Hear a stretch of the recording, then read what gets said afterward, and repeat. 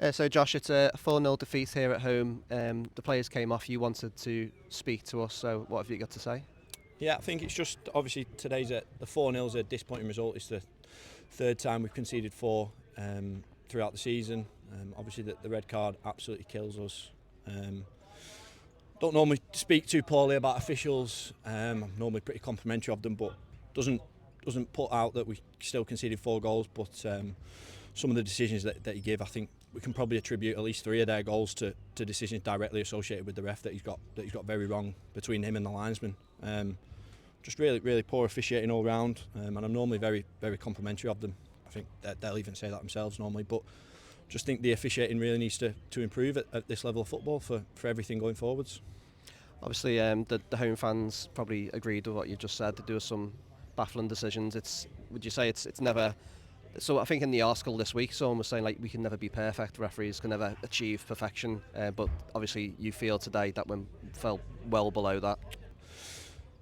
Look, listen, they've got a tough job, and without them we wouldn't obviously have a game, that old saying, but would hope that the home fans were booing the referee rather than the lads as we came off today, because obviously I think the season as a whole is obviously been a frustrating up and down one, but I think what everyone at the club needs to understand is what we are as a club. We're a part-time team in essentially a full-time league. Before today, I think this was the highest position in the pyramid. Excuse me if it's before my time, but the highest position in the pyramid that the club's ever been in. And we're on 13 points, I think, before today.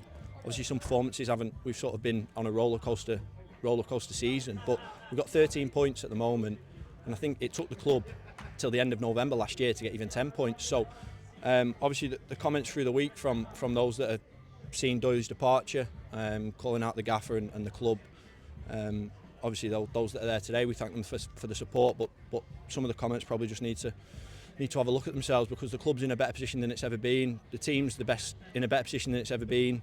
Obviously we're sad to see Doyle go, but I think lessons have been learned by all, and ultimately that's football at the end of the day. Sorry, and all the lads are behind the gaffer in there, and the club's in the best position it's ever been. So hopefully the attendances can start to go back up to what they were. For whatever reason they've dropped. I don't know what the attendance was today, but I think the other week it dropped to below 1,000 for the first time in as many years as I've been here. So hopefully the attendances can start to grow again, and we can look to sustain ourselves at this level, which is ultimately all we can look to do, with a view of pushing for top 10 the playoffs. I think that's ultimately the club's aim. So the support is hopefully there.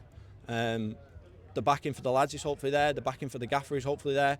I know the hierarchy at the club have got the gaffer's back. Obviously some people will be upset about Doyle's departure because obviously Chris is a local lad, but I think it's football, things move on. I think what you've just said, like, context is everything. Like, if you wouldn't know this, but like it was the highest attendance this season today, due to a special offer, and like you said, more points than last season, more goals than last season.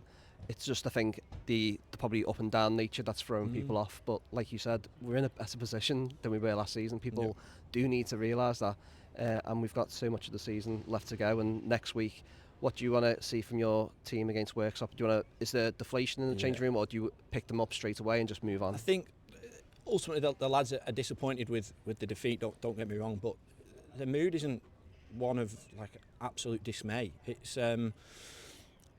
weird saying this after we've got beat 4-0, but it's positive in there. We first half, I don't know when Lee got sent off, 20-25 minutes maybe. It's karma for him getting a lad sent off last week after 20 minutes maybe, but we've camped in their half near enough for most of the first half with 10 men, and then we've sort of thrown it at them second half as well. Don't get me wrong, they've broke on us maybe 4 times, and tired legs and poor decisions, and they've got 4 goals. They've finished well. They've got a front line that, when they get the chances, they take them. Obviously, the criticism within the lads is in the changing rooms from conceding 4 goals, but the mood in the camp is still high. I mean, like I said, we know what we are. We know where we are in the league. Worksop away next week is a really tough place to go. Anyone that travelled away in the promotion season knows exactly what it is. We had a man sent off, hung on to a 1-0 win in typical Neil Young style. So next week it'll all be about who wants to roll up the sleeves, who wants to graft for the team, who wants to graft for the support, who wants to graft for the club, and we'll see again. weird saying, but yeah, we'll see where we are against a team like that are big, aggressive, and put the ball on you, and it'll be up to us to defend it.